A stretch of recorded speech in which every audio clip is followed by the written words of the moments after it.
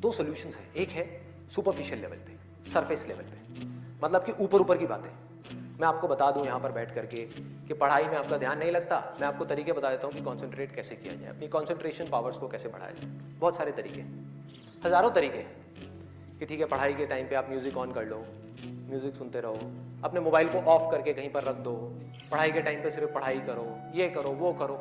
आप इंटरनेट पे चले जाओ, आपको ऐसे हजार नुस्खे मिल जाएंगे, हजार ऐसे आइडियाज मिल जाएंगे। उसके लिए मुझे यहाँ पर आकर के बताने की कोई जरूरत नहीं है, मुझे कुछ बोलने की जरूरत नहीं है।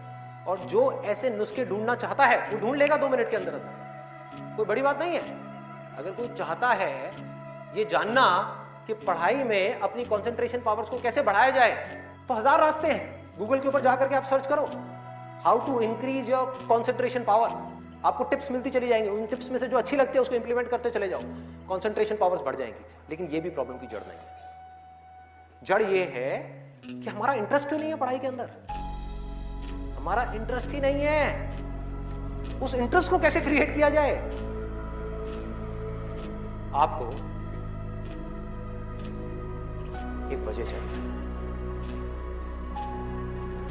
आपको एक बहुत बड़ी वजह चाहिए पढ़ने की। अरे यही जड़ है भाई, आपके पास कोई बहुत बड़ी वजह ही नहीं है पढ़ने की, कोई वजह ही नहीं है उन सारे एडिक्शंस को छोड़ने की जिन्होंने आपको जकड़ रखा है, कोई वजह ही नहीं है अपनी बड़ी से बड़ी आदतों को बदलने की जो आदतें पड़ गई हैं।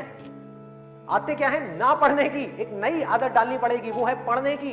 उसके लिए कोई वजह तो चाहिए और बहुत बड़ी वजह चाहिए, तभी आप उस पर एक्ट करोगे, नहीं तो क्यों करोगे?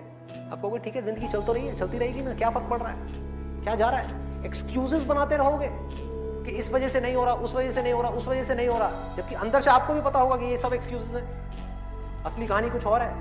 तो वजह चाहिए। वजह क्यों चाहिए? आप इमेजिन करो कि आप एक डेजर्ट में हो, रेगिस्तान में हो और खो गए, रास्ता भूल गए, 1 दिन निकल गया, 2 दिन निकल गए, क्या होगा ऐसे में? प्यास से तड़प रहे होगा ना? इमेजिन करो उस सिचुएशन को, just imagine what I am saying कि 2 दिन हो गए हैं, आपने पानी की एक बूंद भी नहीं पी है, ऊपर से डेजर्ट जहां पर कोई छाया भी नहीं है, भागे जा रहे हो इधर से उधर, चले जा रहे हो, हिम्मत नहीं है, बुरी हालत हुई पड़ी है और मरने लायक हालत है। उस वक्त आपके दिमाग में क्या चल रहा होगा? सिर्फ पानी, कि कहीं से पानी की एक बूंद मिल जाए, सिर्फ एक बूंद मिल जाए कहीं से पानी की। वो सूख गया है, अंदर तक सब कुछ सूख गया है, पूरी हालत हुई पड़ी है। उस वक्त आप क्या करें? क्या पियोगे? टॉयलेट पिएंगे। Let's give a big hand for him. ये कोई थ्योरेटिकल बात नहीं है, जो भी लोगों के साथ में ये चीज हुई है उनके एक्सपीरियंसेस जाकर के आप पढ़ लो, आपको समझ आ जाएगा।